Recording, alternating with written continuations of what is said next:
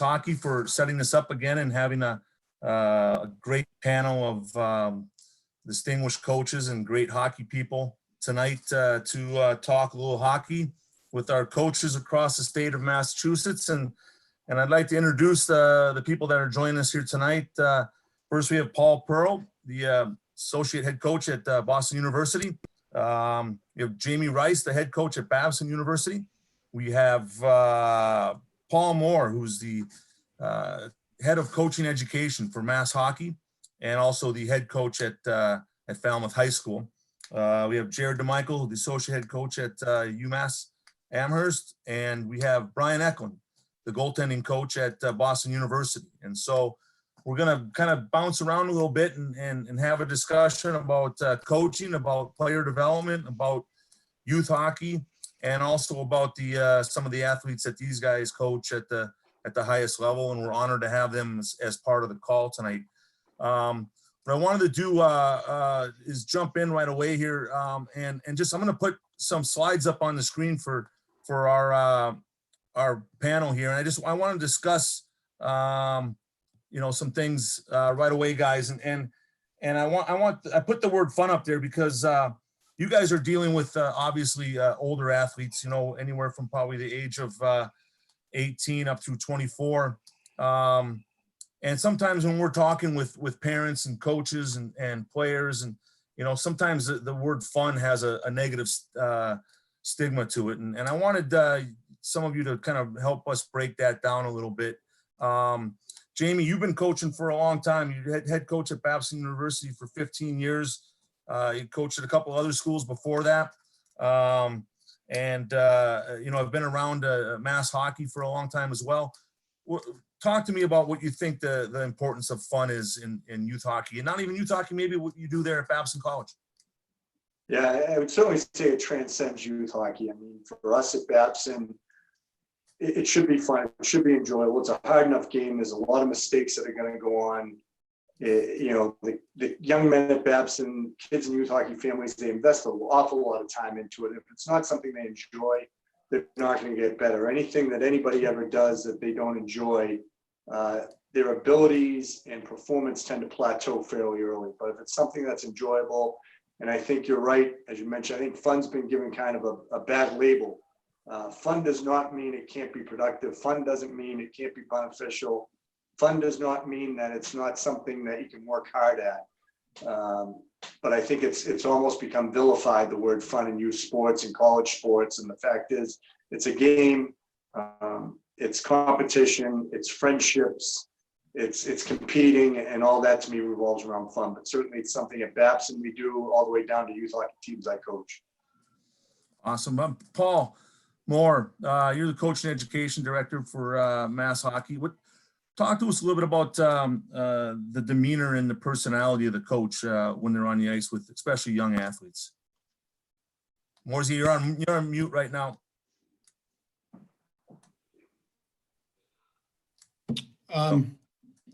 Yeah, I mean, it's so important that the vibe that the coach gives off every day, and Jamie did a nice job talking about fun and really what does fun look like.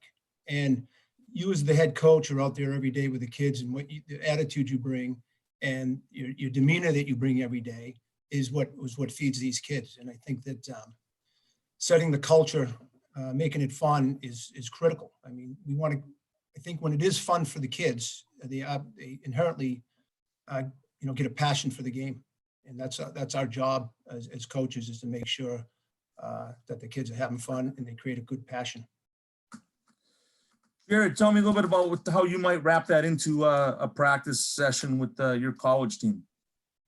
Yeah, I mean, as basic as it might sound, just like youth hockey, we will do small area games to have fun, keep it lively.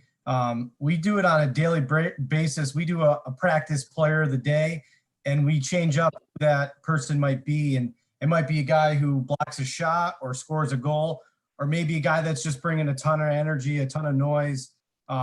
Changes from day to day. So, I mean, you got to keep things fun on a daily basis. Obviously, hockey, it's a hard game. It's a competitive game.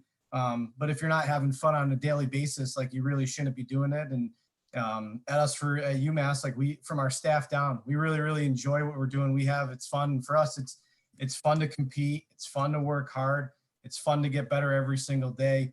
And that's really why you play the game. And even for our guys at our level, it's not all about wins and losses. Sometimes it's fun if you're working on your edge work, and sometimes it's fun if maybe you're just working on your shot, or if you see a teammate's getting improvement as well too. We try to spread that across our culture, top to the bottom, and fun. And I don't know why there's a negative connotation to that. I think that's how we got to live our lives and have fun, even with this pandemic going on. We should be having some fun with this, making a negative out of a positive, and having fun every single day.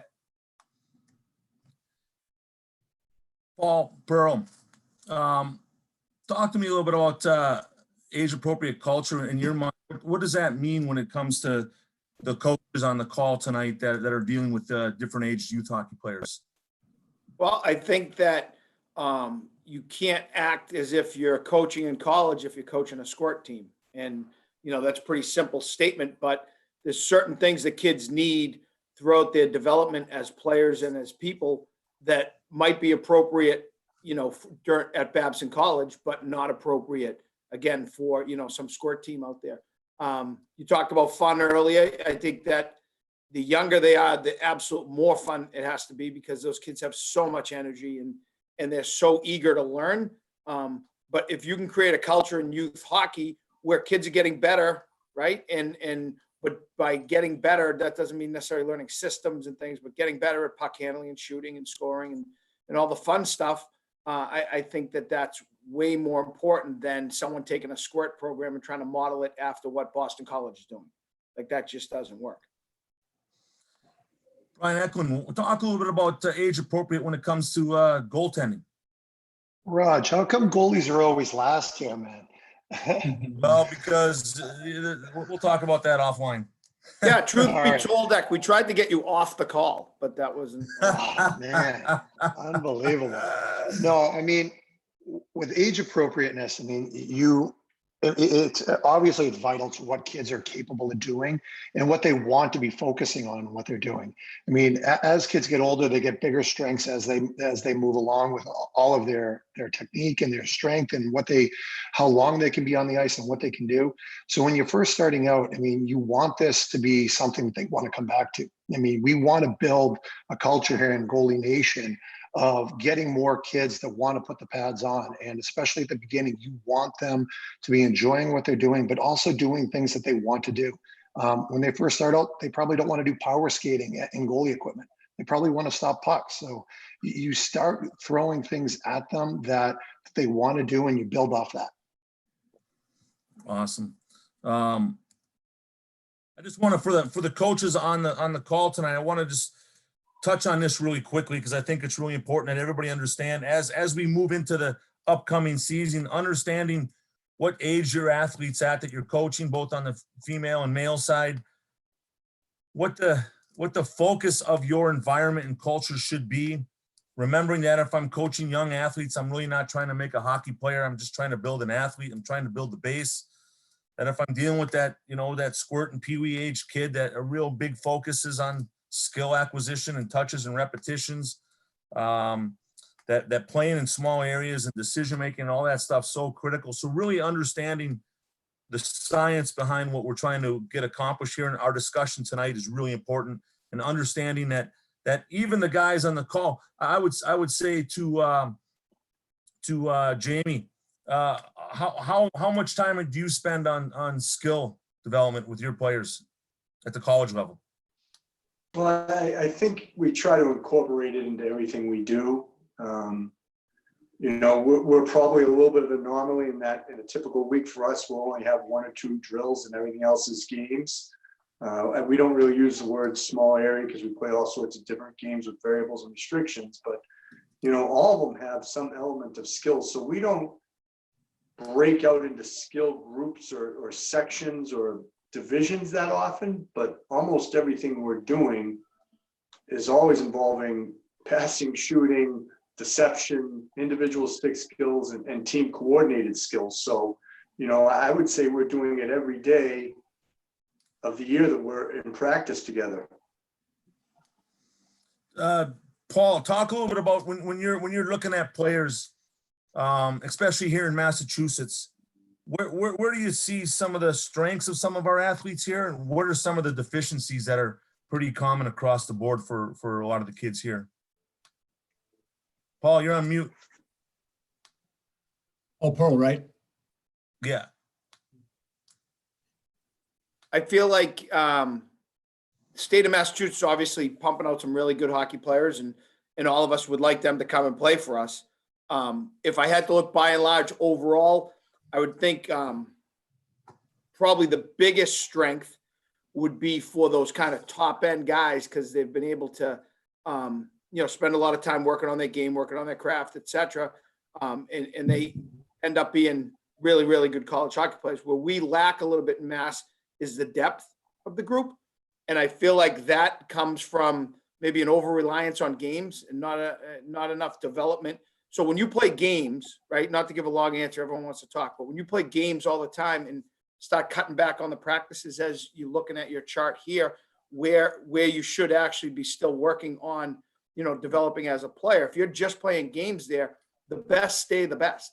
And that you don't give that second tier kid as much chance to improve himself through puck touches, through skating, through doing different drills. So I feel like, again, we have great players in Mass, but I do think there's a bit of a depth issue. And I think that could be fixed a little bit if we spent a little more time on the training and the practices and a little less on playing in tournaments.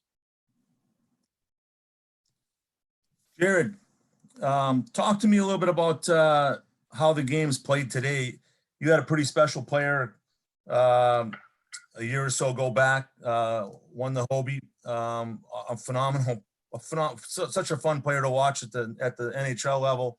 Talk a little bit about how the game's played today compared to maybe how it was played 10 years ago, and how youth coaches should be incorporating that in their culture and environment.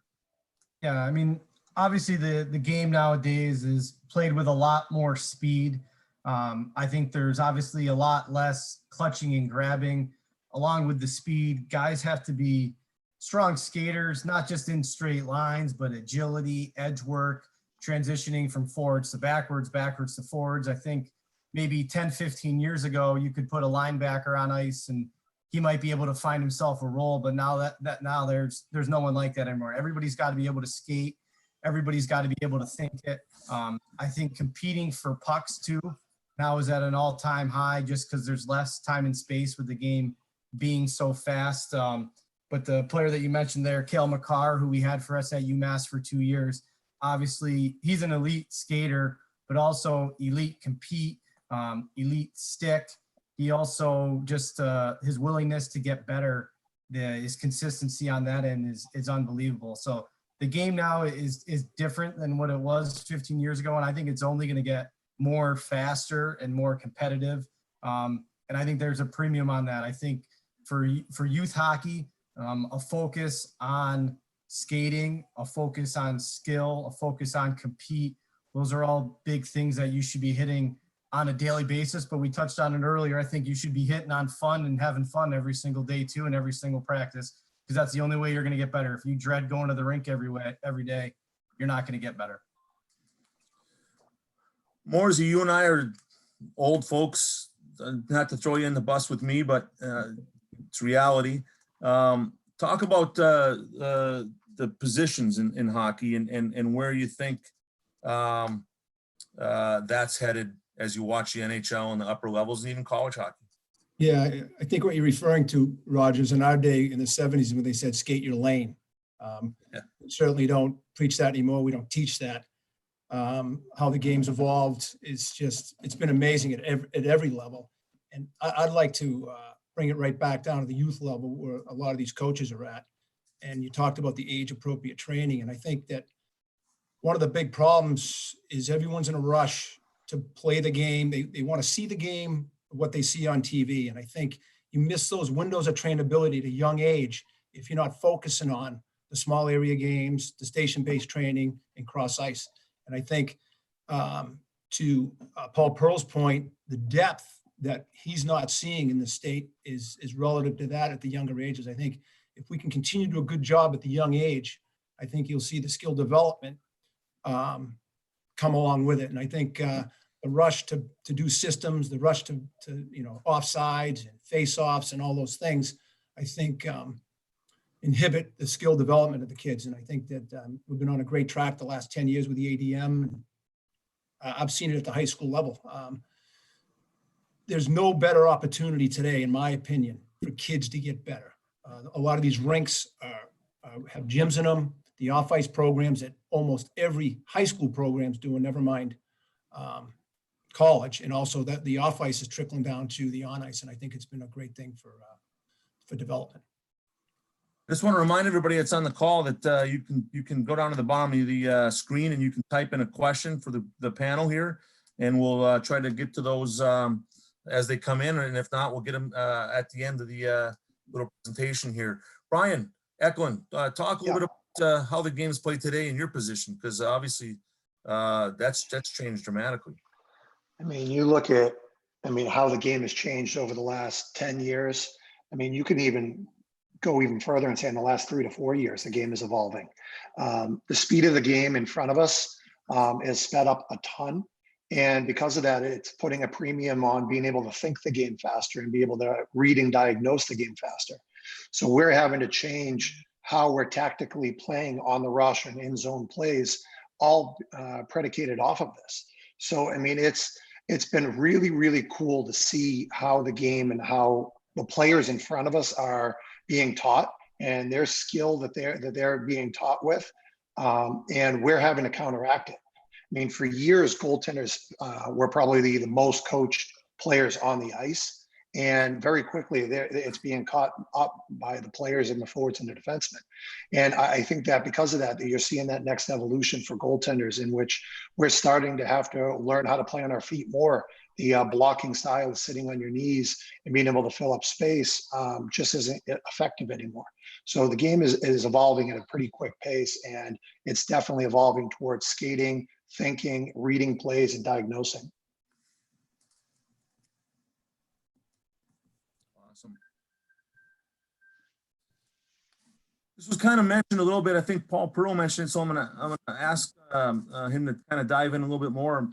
Paul, talk to me about the schedule your athletes would have in terms of the percentage of training to games at the highest level, obviously in our country. So talk a little bit about the number of team practices, individual skill sessions, video sessions, off-ice sessions per week for the games on the weekend. I think it's probably about 5 to 1 or so, Roger. So you got to think on a Monday, come into practice and lift, have an optional skills before the practice. Tuesday would have a not a heavy lift, but some type of a yoga stretch to go along with practice. Wednesday would be back lifting and practicing. Then Thursday would practice, would play Friday and Saturday games, and then add in there probably a couple of team videos and at least one individual video. So it might even be more like 6 to 1. You're probably looking at about 12 different, if you counted the video, you're talking about maybe 12 different opportunities to do something hockey-wise that was not a competition. So Jamie, talk to me about you've been in the area for a long time. You've seen a lot of different things, been involved in youth hockey and college level as well. What do you think the average practice to game ratio is out there for the average, say, 10-year-old, 12-year-old in Mass right now? Is it anywhere near 6 to 1? Probably not. Might be closer to 1 to 1. I think it's hard. I mean, I am a parent of 3 children, all of whom 2 still play, 1 who no longer, but all played youth hockey. And I think every sport wrestles with the same difficulties. Is how do you let the kids play, and how do you fit the practice time in, and what's the best way to combine the two? I think the reality, much different than other sports for us, is ice time. And so when you have this, there's really no limit to the time of the Little League field that a team can go out there. So maybe it'll be a little bit higher in baseball or lacrosse or soccer. I think the difficulty lies in just having enough ice time to really reach that number, because most youth hockey leagues are playing probably 2 games a weekend.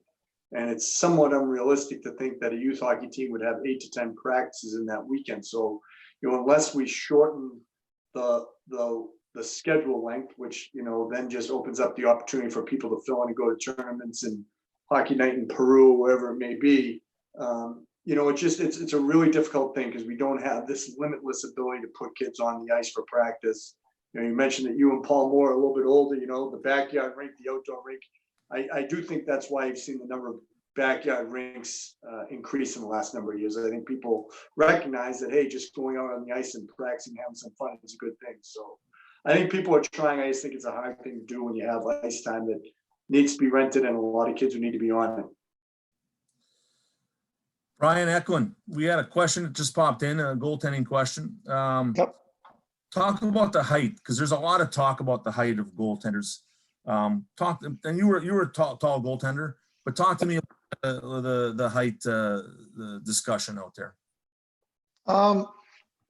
Right now, I mean, obviously, you look at this past season in the NHL, and I saw a good little stat by a local coach that runs a program around here. He put together a tweet on it, and they did 6'2" and shorter goalies in the NHL had a .914 save percentage this past year.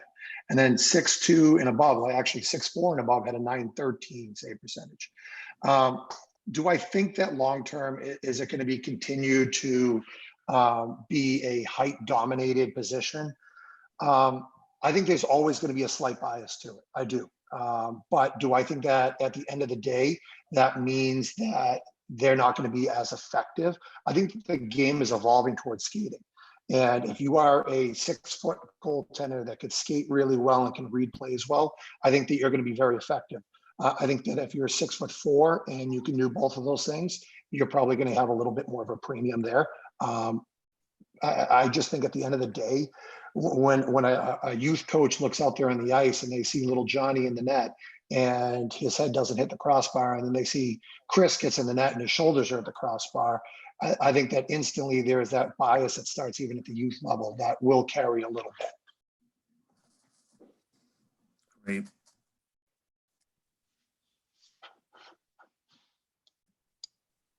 Another question popped up. What can players do during this off time? Let's put it this way, Jared. What are you doing with some of your athletes, or suggesting they do during this this downtime? Obviously the rinks are closed; they're not able to get on the ice. You guys had to shut down practice, school shut down. What do you guys doing?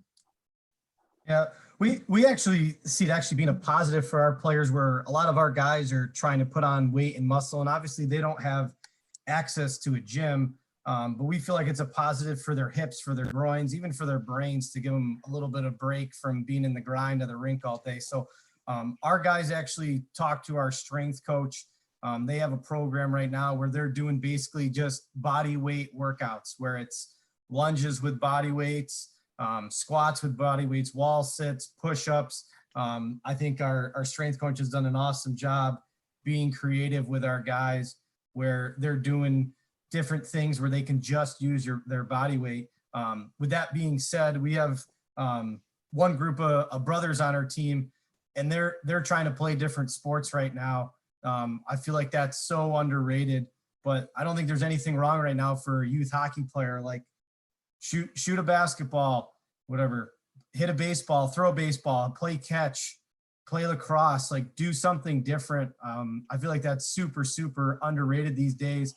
And again, I know it's kind of restricted, but get out there. I think you can play tennis. You're more than 6 feet apart if you're playing tennis, like be creative with these things. You can, by playing tennis, you can work hand and eye coordination, things of that nature. I know Ek could probably go into further with the goalies, but there's no reason that a goalie, and I'm sure people have seen on Twitter where Henrik Lundqvist, he was just throwing like a racquetball off the wall, catching and things like that. You can be creative. Obviously, a lot of our guys maybe have shooting areas that they've been shooting pucks and stick handling and getting out and doing rollerblading and things like that. But now's a chance to maybe do something a little bit different and open up maybe a different skill that maybe you haven't worked on a little bit. There's no reason why you can't be creative and try some different things and take advantage of this time. I think that's a great point, Jared. I think what happens sometimes with a lot of parents and coaches, they think everything has to look like hockey. And it's a great comment on your part about other sports. And I would say even ping pong or spike ball or something in the driveway with mom and dad or brothers, or, you know, if you can get with some of the neighborhood kids, if it's safe, but even doing things with your offhand, get out of your comfort zone, you know, don't go to your strength. I think challenging kids to be better athletes this is a great opportunity to do that. And it all translates over. I think that's the big misconception. Jamie Rice, I want you to dive a little deeper into your practice culture, because I know you're a huge believer in small area games, but talk to me about flow versus conflict, because when we walk in the rinks a lot, we see a lot of coaches doing, you know, static drills around cones in open space. There's not a lot of thinking happening. Talk to me about why you think the conflict piece and the game-like piece is so critical. Yeah, I mean, I think, you know, for me, I'm a pretty simple guy.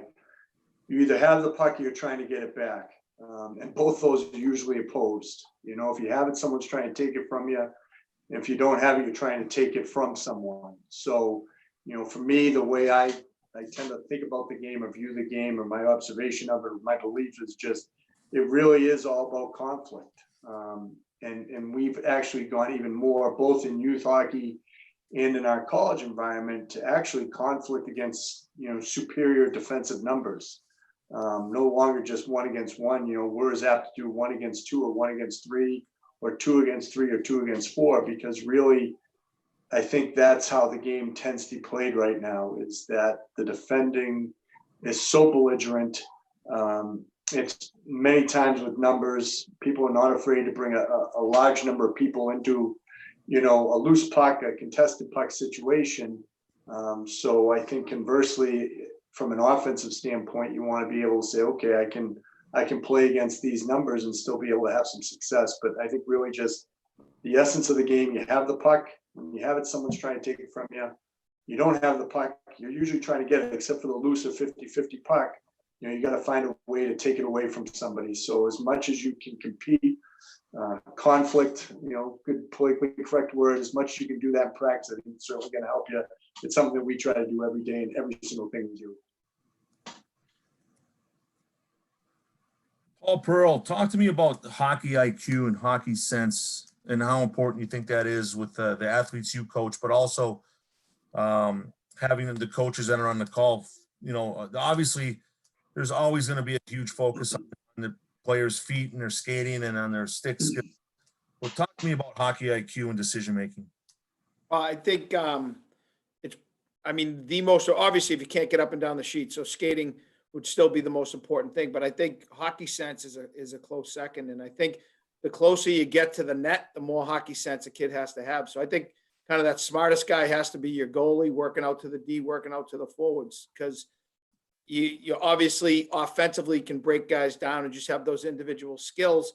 The kids with more hockey sense obviously make more plays and make guys better around them. But, you know, in terms of the other people, you really have to be able to think your way around the rink to stop the other team from scoring, right? So it's really important. I think the best way, you know, going a little bit into what Rice was saying, best way to train that, to create that, is to play games and create situational games in your practices. And you might shrink down the area that they're doing them, but, you know, you don't have to go 5-on-5 to work on defensive zone coverage or to work on your forecheck. You can be working on those skills, even with kids at the college level, by using a game that just brings out what you want them to work. And then the second part of that, I think you can really train guys, and I've seen more of this, and certainly has seen it develop over the, say, more so the last 4 or 5 years, is video, and having kids see themselves, or having kids watch their favorite hockey player in an NHL clip and having them try to demonstrate or do what that person's doing. I think that goes a long way towards training the brain also. Paul, we have a question, Paul Morsey, that came through here. And I wanted you to attack this one. Can you discuss the dilemma for athletes that are almost being encouraged, or their coaches are almost kind of forcing them into hockey year round? Talk about that in your mind, especially for a younger athlete. You know, that's a great question. I think it's been created by a number of rinks that are privately owned now and keeping rinks open, a lot of tournaments. You know, I prescribe the total opposite, even with my high school hockey players, my high school athletes, and we preach it at the youth level too. You know, you got to have time to be a kid. I think the best thing that came out of this pandemic, if anything, I didn't realize there was so many kids in my neighborhood.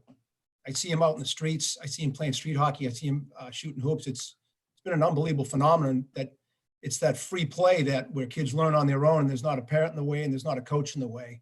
So I think it's important that coaches learn that sometimes we need to get out of the way.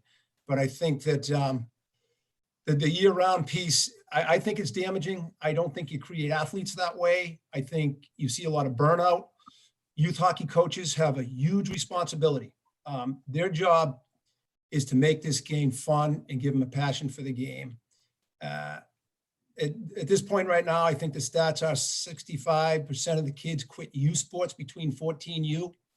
There's a couple reasons for that. And I think one of them is we as a society are running these kids ragged, and sometimes less is more. And I'd like to see my athletes in the off seasons do anything sometimes than get on the ice.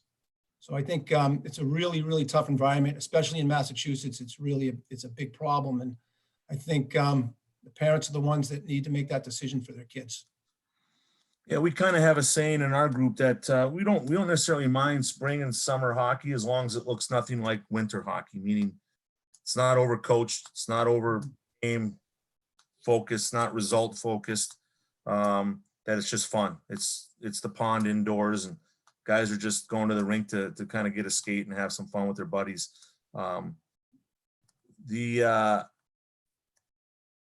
Interesting, when it comes to talking about training the brain, we had a call, our group, with the Swedish Ice Hockey Federation last week, and they did a 2-year analytic study with youth hockey players because they feel like last year with 41,000 youth hockey players in Sweden, they had 103 players play at least one game in the NHL, which is remarkable. If you think about the size of the country, to put it in perspective, the state of Massachusetts with 48,000, I think there was 24 last year in the NHL. So 103 Swedes in the NHL, at least one game.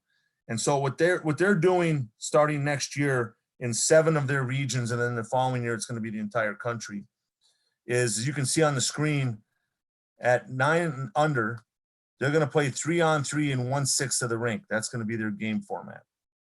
So goal line to top of the circle, 3-on-3. At 10 and under, 11 and under, they're going to play 3-on-3 cross ice in 1/4 of the rink. So the bumpers will be set up across the top of the circles. At 12 and under, they're going to play cross ice in 1/3 of the rink.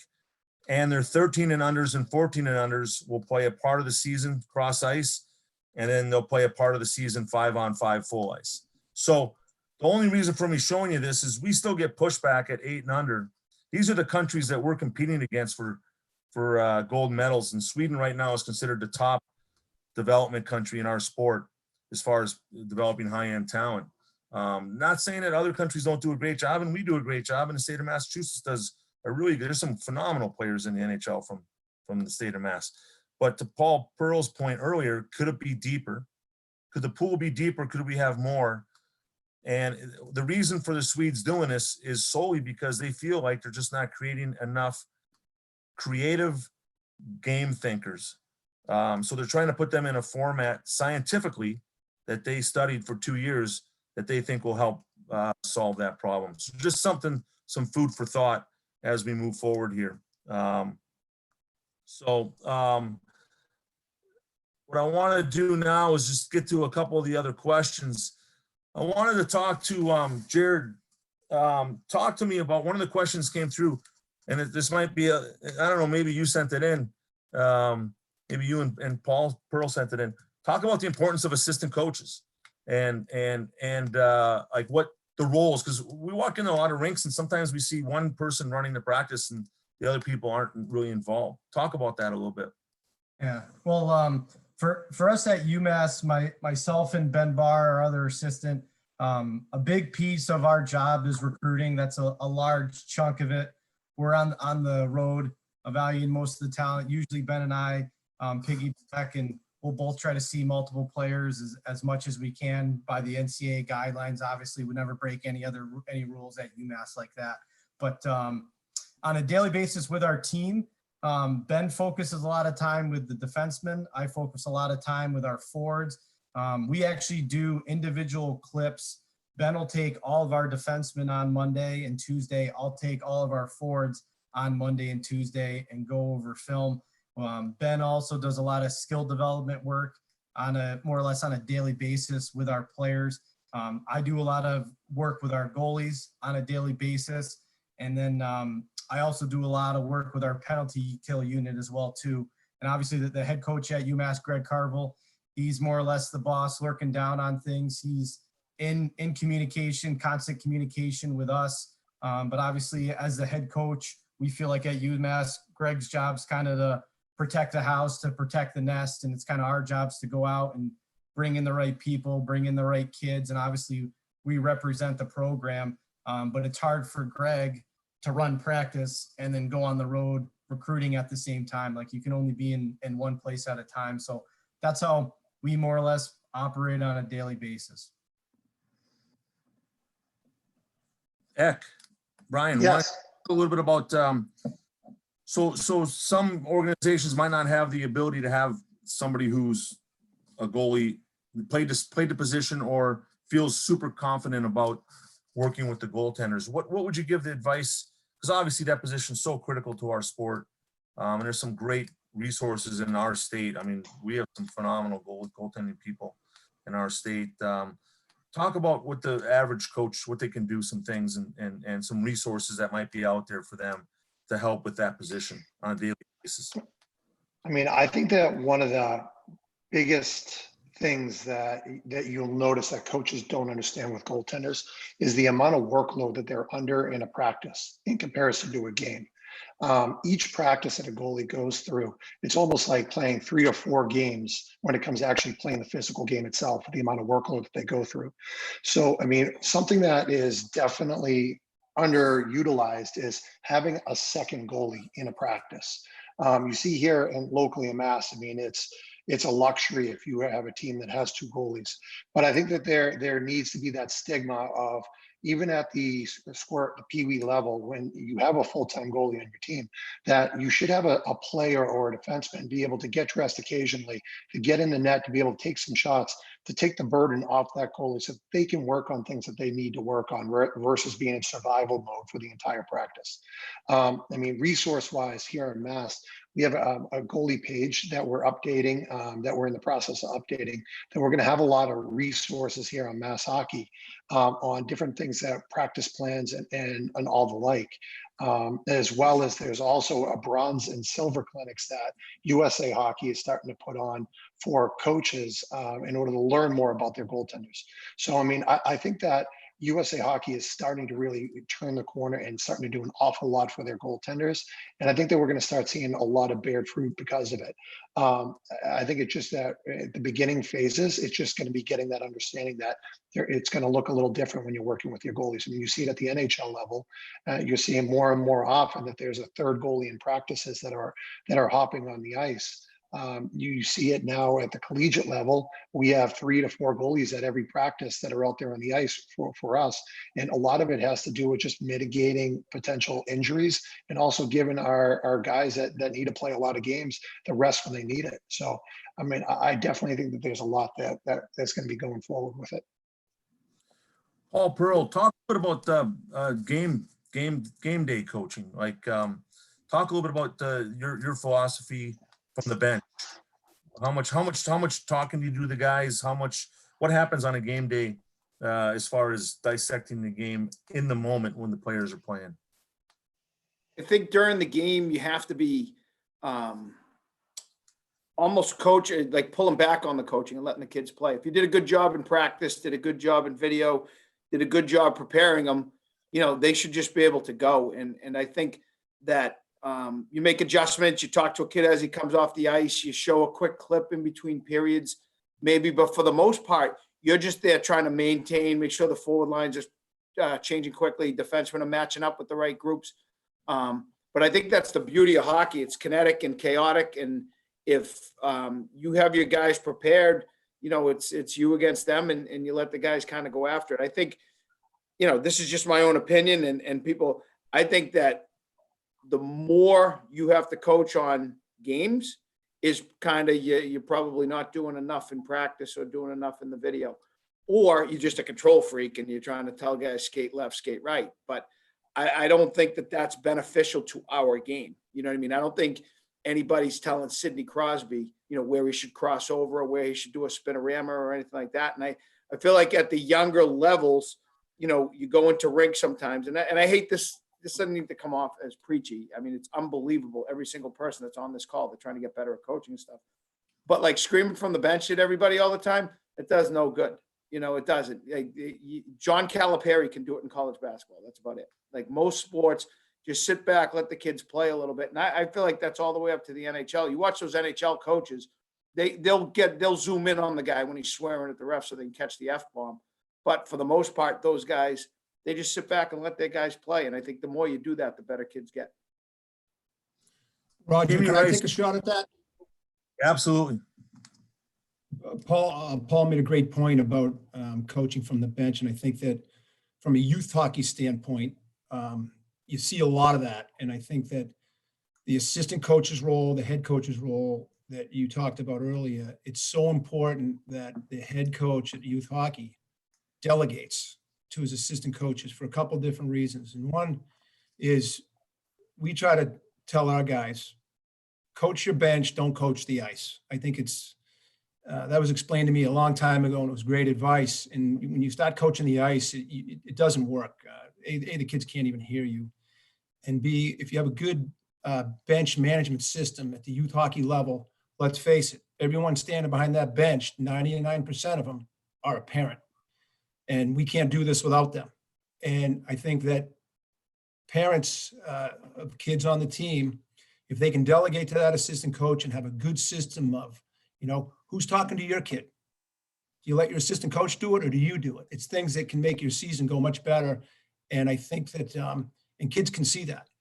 You know, if you can be a coach first and a parent second, I think you'll be successful. If you're a parent first and a coach second, it gets a little tough for you. First of all, I want to thank the people out there. I'm doing a ton of these, and this is the most questions I've seen. We're up to like 16 questions coming through, and they're great ones. So I'm trying to manage them as best I can. And we have 113 people on the call as well. So thank you everybody for taking your time. We're going to go through a few more of these questions. I'd like to reach over to Jamie Rice and say, Jamie, talk to me a little bit about if you're using small games and you have guys that are making some mistakes or making some misreads or not doing exactly what you want. How do you handle that? How do you coach and practice through those small games to help your athletes become better?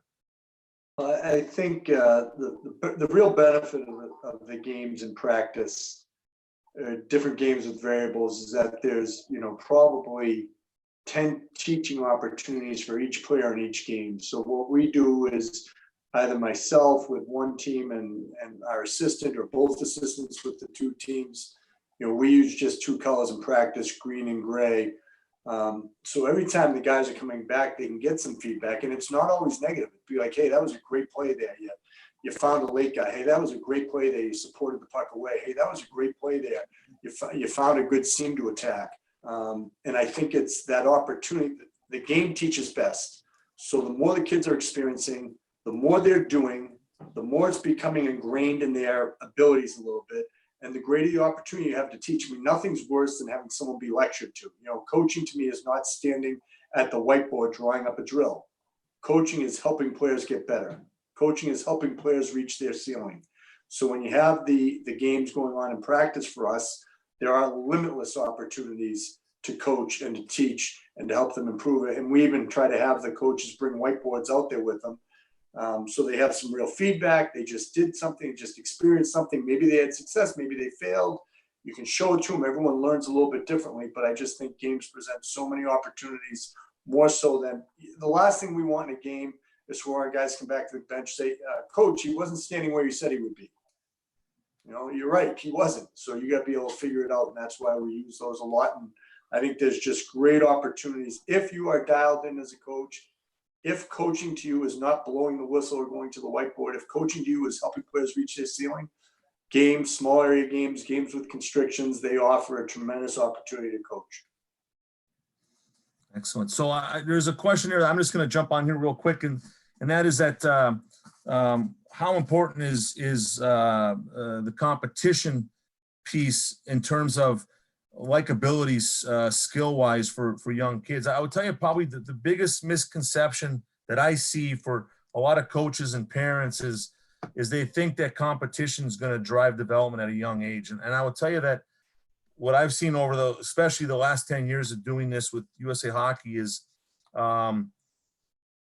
it's such there's a reason why there's no honors classes in elementary schools.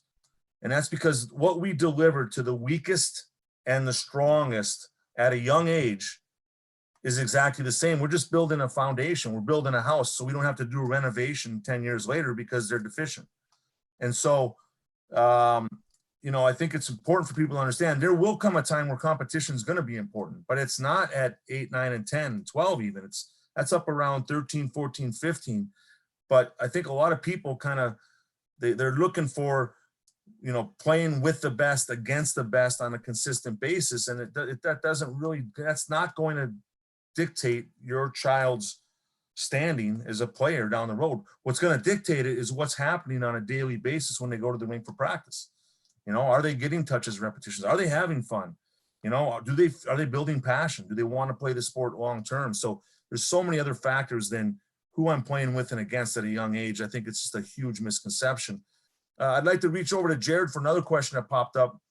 Talk a little bit about positionless hockey. I mean, you had Makar, who was, he was a defenseman, but he was pretty special. He could do some things that a lot of the forwards in college hockey couldn't even dream of in some cases. But talk a little bit about at what age, when you're recruiting out there a lot, at what age do you think kids should stick to a single position? And talk a little bit about how the game's developed at the higher levels where they're kind of interchangeable in some aspects. Yeah, I mean, I think in youth hockey, when kids are 12 under, I think it's great for them to play different positions, play forward, play defense, play center, play wing. I know this is brought up all the time for kids when they're maybe getting older, and if you get to the NHL and maybe your dream is to play in the NHL and you just see yourself as a centerman. Well, what if they say, hey, do you want to be on Sidney Crosby's line? And are you just going to say, no, I'm a centerman? You're going to be like, no, I can play wing with Sidney Crosby. That's going to be just okay. So you have to be open-minded with it. But I do think the positionless hockey, it's getting a lot of buzz on social media and things like that. I think if you look at a lot of successful teams in pro hockey, in college hockey, there's a lot of motion in the offensive zone. There's a lot of fluidity where defensemen are maybe leading the rush and forwards might be late. We practice it on a daily basis where we have maybe D leading the rush and a forward playing late, guys being comfortable as defensemen, as forwards. I don't think it's totally going to be like, hey, everybody goes rover like Jackie Moon. I don't think that's going to be the case. But I do think there has to be some open-mindedness, and you have to be comfortable playing different positions. And I think it's been this way for a while on the power play. I think you see it a lot of times on the power play where there's 4 forwards and 1 defenseman, or maybe 5 forwards and no defenseman. But I think the thing that's really changed is just how mobile and active defensemen are. And that's why I think us coaches, at least at the collegiate level, we have more comfort with them maybe leading the rush, where a kid like Makar, he could lead the rush, but then he could also be the first one back in our own zone, which I think 10 years ago, I don't know if that would be the case. But the creativity of having players playing different positions and different roles in the offensive zone and the defensive zone, that allows you to create more offense. Like if you just have guys, hey, we're just staying in our lanes, it's very predictable. Where when you have maybe a D in the middle, a D on the left, and a forward on the right on the rush, there's a lot of unpredictability to that, which can create some chaos, but it's created chaos and it's fun, and it creates some tough situations for the defensive team. So everyone harps on puck possession. Well, if you're just stringent in your same lanes, it's going to be hard when that puck maybe moves around and you have to have comfort with maybe a D being caught low and a forward up high, but there has to be communications when you're moving and things like that. I think coaches in youth hockey need to be totally okay with whatever their kids playing different positions in youth hockey. It's not about wins and losses. Like Jamie and like Paul mentioned, it's about your kids reaching their ceiling and getting better and improving. And you want to have a growth mindset. You want to be open-minded about different areas and different skills that you can get better, and putting players in different positions. That's a way for them to get better and improve.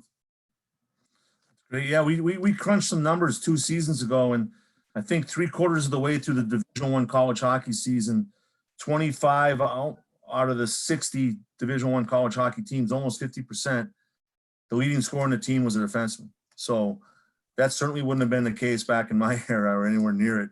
But it's obviously the game has evolved for the better in a lot of ways. Paul Moore, real quickly, could you just talk to the coaches and the people that are on the call tonight about the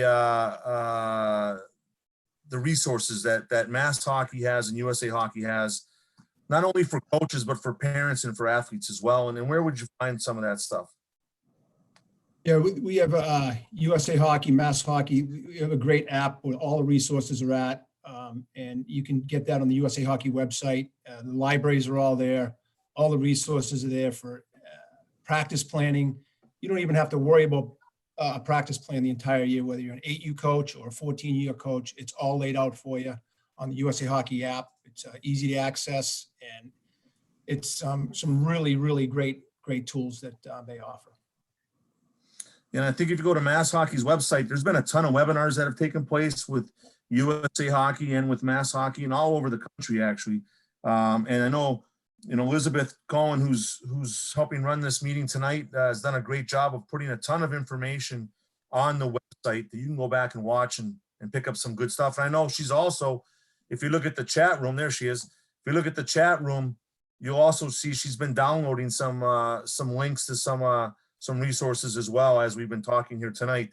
What I'd like to do is we're going to wrap this up here with just some final thoughts, and I'm just going to go around the horn and we'll start with Brian Eklund. Brian, just some final thoughts, and it doesn't have to be goaltending. It can be anything. It can be something that you think moving forward, or something that you picked up recently on a webinar yourself, or just a final thought. That's for the whole group as we wrap this webinar up tonight for the coaches here in Mass.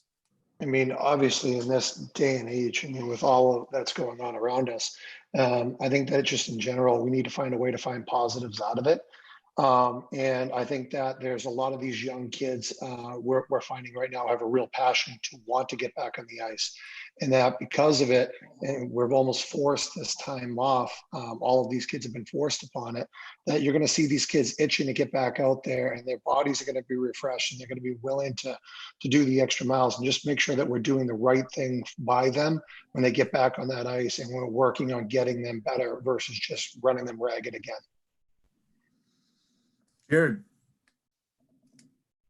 Yeah, just touched on a little bit earlier, but I think this time is a time where youth players, especially, like, they should be take advantage of this time of taking a break from hockey. I know there's some people that have the thought process that you need to play a sport year round. Myself personally, and this is just my opinion, you don't have to take my opinion if you don't want to, but I think it's great for kids to play multiple sports. I think it helps them get better. I think it helps them work on different muscles. It makes their mind think differently. I think right now some youth hockey parents are maybe freaking out that their kid can't skate. I think it's the best thing in the world that they can do different things and enhance different skills and different thought processes and playing different sports. And even whatever, for us old guys here, getting all out on the golf course, like, that's a way to challenge yourself and compete. There's no reason why youth kids can't do the same as well too. But obviously, like I said earlier, be open-minded, kick a soccer ball in your basement, have a catch, work your hand-eye coordination. All those things can help prepare you for next year's hockey season. So I think right now, the kids that are open-minded about how they're maybe staying active, I think those kids that are being active in different ways, they're going to be the ones that are going to be the most prepared when the world reopens. And it's not going to be the kid that maybe had a hockey rink in his basement. Like the guy that is being active now and playing different sports and doing things on a daily basis, he's going to be more than ready whenever he's able to hop back on the ice. He or she, excuse me. Amy. I guess two quick things. One, to quote Jackie Moon, as Jared said, everybody love everybody. Everybody needs to love everybody right now. I think, real quickly in this process of the COVID-19, Babson College determined I was non-essential personnel. And I think it really struck home for me as a coach. Without the kids, I don't have a job. If Babson doesn't have hockey, I'm not a hockey coach. It's the kids' game. Coaches are subservient to the players. We work for them. It's our goal to make them better. The coach is not at the front; he's at the back, and he's in support and development. And as I said, when it was March 13th, and I told my kids I was going to be home for a while, and they said, "How come?" I said, "Well, Babson said I'm non-essential." My wife kind of chuckled, and I think that's just really for us as coaches to understand that we need the players, and it's our job to make them better. Excellent. Morsey. Yeah, well, on behalf of USA Hockey and Mass Hockey, I'd like to thank any first responder, anybody in the healthcare profession that's on this call. Thank you, and to all the coaches, you're the first line. You're the 1 degree of separation between the kids, the families, and USA Hockey. USA Hockey is a grassroots organization. I think there may be maximum, there might be 200 employees at USA Hockey. You guys are on the front line. You do the work, you got the boots on the ground. We cannot do it without you. The sport doesn't exist without you. So on behalf of USA Hockey, thank you for everything you do. And, my prayers and thoughts are with everybody through this pandemic, and hope we get through it. We'll get on the other side and hopefully be better for it. And let's get these rinks open and get after it. Thank you. Paul. Yeah, I want to thank everybody for getting on this call tonight. I think this shows an interest in trying to get better as a coach. And that's what we all here are trying to do with the players and teach them to get better as players. I think I can speak as someone who coached youth hockey for 8 years. My son's in college now, but so I went right through the ringer that all of you went through. And by and large, I think the coaches in Massachusetts do a really good job. I think they put in great effort, put a lot of care into what they do. But I do believe, and I don't mean this to come off as preachy, less games, more practices, less structure, more fun is the way we have to go. Because once you start getting up to the player development model that I'm lucky enough to be in charge of, and we have to pick the kids to move on, that, you can take whatever you want. It's a depth thing. It's a numbers thing. And the more kids who continue to play hockey from 10 to 14 and then stick with it, I think Morsey said that's where they drop out, right? Somebody said that during the call. We need to keep those guys playing. We need the best athletes in Massachusetts to play the sport of ice hockey. We do that, and all will be right in the world. BU will beat UMass, and we'll have all the things going the right way. Thanks Babson. for on the call, guys. Hey, so before we officially shut this down, a couple of things that I just want to touch on. One, there was a lot of questions that came through about what the sport's going to look like after this, what's going to happen at the rinks. And I think we had a little discussion with this group before, and it's moving so all over the place and day to day and hour to hour on what's going to happen. So we have another call on this Wednesday at 7:00 with myself and Kevin Erlenbach, who's from our main office out in Colorado Springs, and Kevin Kavanaugh. We're going to discuss some of those issues on Wednesday night at 7. So we encourage all of you to jump on, especially those that had some questions about that, because it is a valid concern. And we with the ADM and with our recommendations on what we're doing, we certainly do not want to take any steps backwards, but we also realize that there's a reality to this as well, and we want people to be safe. Secondly, there will be some coaching seminars similar to this webinar that'll be girl hockey, women's hockey specific next week, and that information will be coming out soon from Mass Hockey. So just keep your eyes open for that, for those of you that are coaching female athletes. And I want to really take the time to thank the panel tonight for taking the time out of their night to be a part of this. We're really fortunate in Massachusetts right now to have people like this that not only care about the sport, are passionate about the sport, care about the youth side of it, even though they're at the college level. Not only did they give their time tonight, but they give their time consistently to help with the player development in Massachusetts, to speak at our coaching clinics, to help out whenever asked. And it really means a lot. And it's had a huge positive impact, and it's going to continue to have a positive impact. And Morsey, on behalf of USA Hockey, the job you've done as the coaching director in Mass has just been phenomenal. And we really, really appreciate your passion and your commitment to that, because it's not an easy deal, but you're one of the best in the country. So thank you for that. Everybody, thank you for taking the time tonight. Hopefully we'll see you this Wednesday and next week as well. And keep your eyes open, because we're going to do some more of these. Hopefully we'll be seeing you in person, but if not, we'll see you here on a Mass Hockey webinar. Everybody have a great night. Stay safe. Thanks, guys.